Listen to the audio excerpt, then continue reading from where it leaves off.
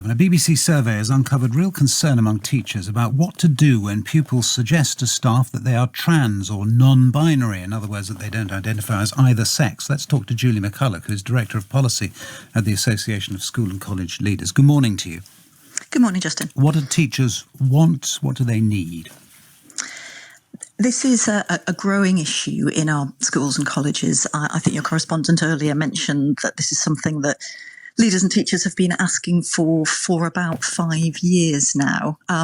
What they need is clear, impartial guidance from the government that sets out how they're expected to approach the many decisions that are thrown up when a child identifies as trans or is questioning their gender identity. You know, there are a huge number of organisations now that have produced guidance for schools on this issue, but those organisations take very different views from each other, and many of their recommendations contradict what other groups are saying. So what schools need is that clear guidance from the government that they can follow. Yeah, one of the issues is this, isn't it? Teachers are asking what to do. There's a deeper question, isn't there, which is why we have got into this situation and the extent to which schools are able to, as it were, to hit back. I mean, I think there's undoubtedly all sorts of things going on under the surface here. You know, the research that the BBC's carried out shows that there are now very large numbers of teachers and leaders who teach children who are trans or who are non-binary or who are questioning their gender.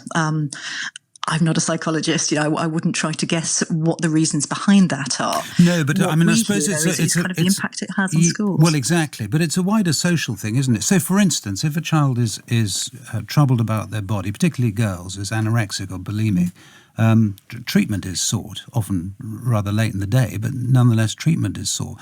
But there is talk of affirmation, isn't there, when it comes to these things? And that for teachers is desperately confusing, because quite often these pupils will need help rather than affirmation. I mean, I think what teachers and leaders are having to deal with is a whole combination of things there. It's questions about the reasons behind why many more children are identifying this way, but there are also just a whole range of practical decisions that they have to take. You know, imagine you're a secondary school head teacher. One of your pupils, say a 15-year-old boy, now identifies as a girl. There's a whole load of decisions you then need to make. You know, you need to decide whether that child should still have to use boys' toilets and changing rooms, whether they could change with the girls, whether you need to create a separate space for them. You need to think about how they should be accommodated on residential trips and who should know about their birth sex. There's lots of questions about PE and sports, you know, contact sports, competitions.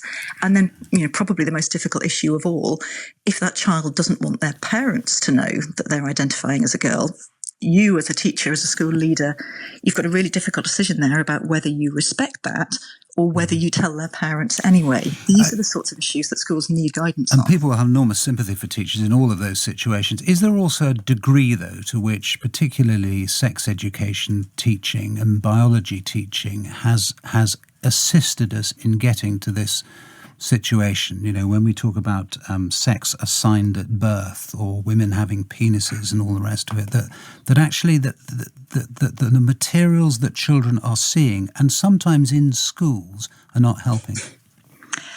There's certainly a lot of debate at the moment about relationships and sex education.